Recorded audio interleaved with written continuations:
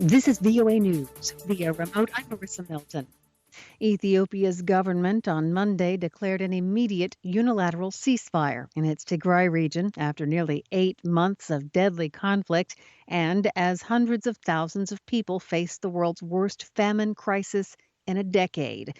The statement carried by state media came shortly after the Tigray interim administration, appointed by the federal government, fled the regional capital, Mekelle, and called for a ceasefire on humanitarian grounds so that desperately needed aid can be delivered.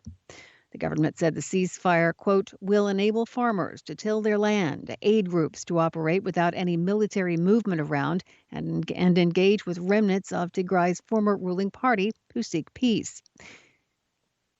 The government also said the ceasefire is expected to last until the end of the crucial planting season in Tigray. The season's end comes in September. And Ethiopia's statement added that efforts to bring Tigray's former leaders to justice continue. Miami-Dade County Mayor Daniela Levine Cava announced Monday that 11 bodies have now been found in the wreckage of a beachside condominium building that collapsed on Thursday.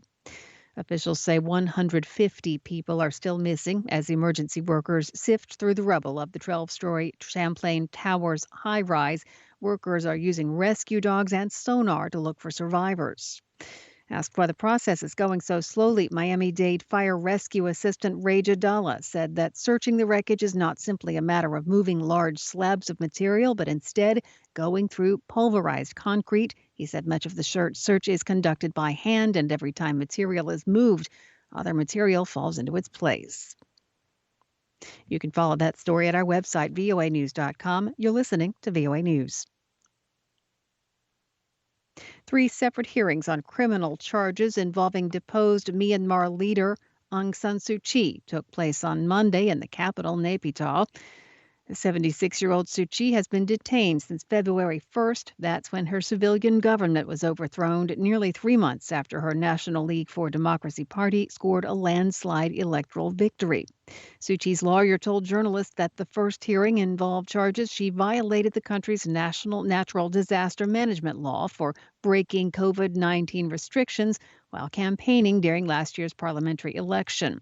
In the second hearing, lawyer Kin Mong Zaw said the court sustained an objection to the defense team's cross-examination of a police officer in the case against Suu Kyi under the communications law on the grounds the question may affect the court's verdict. The final hearing involved charges she violated the country's export-import law.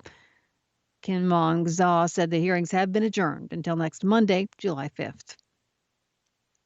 Congo has banned public gatherings for 2 days, starting Monday in Beni after the eastern city was hit by 2 explosions.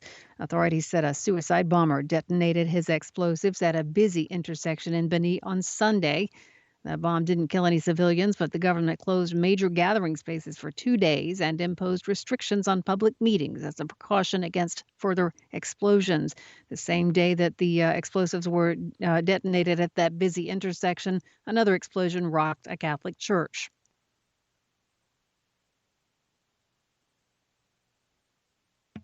The suicide bomber has been identified as a Ugandan who was a member of the Allied Democratic Forces, according to a Congolese army spokesman.